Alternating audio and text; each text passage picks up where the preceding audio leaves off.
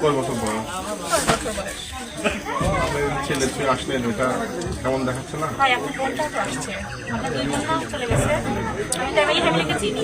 আপনি সেটার তাদেরকে একটা মেয়ে কিন্তু এমনি বাসা থেকে বের হয় না, মানসিক নির্যাতন, টর্চার, আর সব থেকে বড় কথা পরকীয়া মানুষ এখন অহরহ করে।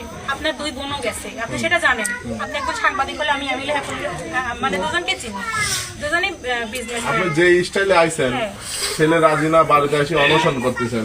না, আমি অনশনের এক বিষয়, না না, আপনার অনশনের এক বিষয়। সঙ্গে আমার কথা হয়েছে না, কথা বলে তো আমি তো এত বড় একটা কাজ করব না।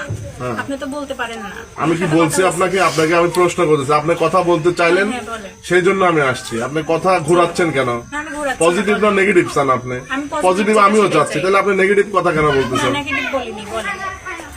আপনি এই বাড়িতে আসছেন বিয়ের দাবিতে, বিয়েটা কেন করতে চাচ্ছেন? ছেলে তো আপনাকে বিয়ে করবে না, আমাদের কাছে বললো, সেই বিষয়ে আপনি কি বলবেন?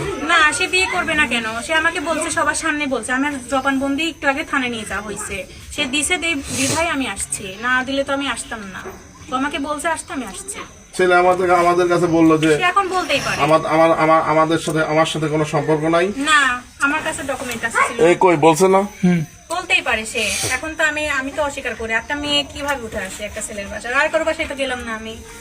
কি ডকুমেন্ট আছে আপনার কাছে? আমার কাছে আছে কিছু ডকুমেন্ট। আমার মোবাইলটা কেড়ে নিছে, মোবাইলটা কেড়ে নিয়ে এরা ডিলিট করে দিচ্ছে সবকিছু। আর তাছাড়া সকালবেলা থেকে সবাই দেখছে, একতরফা হয়েছে সবকিছু। না, একতরফা কিছুই হয় নাই। আর আমার ড্রিম প্যালেসে গেছি, সেখানে অনেক ডকুমেন্ট আপনারা পাবেন। অবশ্যই সিসি ক্যামেরা আছে। 3 বছর ধরে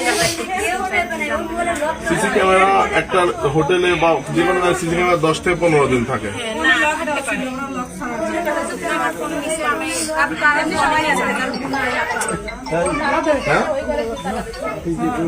কদিন থাকে জানি না, এখন কয়দিন থাকে। আমি একটা মেয়ে মানুষ। আপনি এখন কি চাচ্ছেন?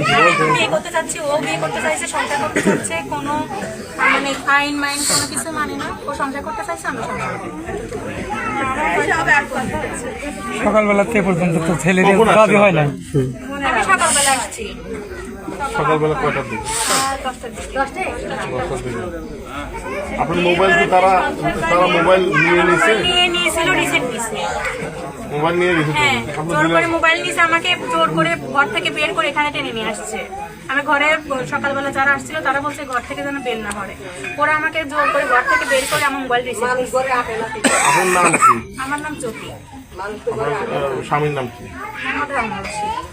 আমি শুনেছি আপনার স্বামী প্রশাসনে আছে। সে কি বিষয়টা জানে যে আপনি এখানে আসছেন? এখন সেই বিষয়টা সারা বাংলার মানুষ জেনে গেছে। এর ফোনের একটা লক কেউ জানে না। মূর্খ মানুষ এরা ফোনটা হারা যাবে দেখে ওইখানে রেখে দিছে। বললে তো হবে না, হাতে হাতে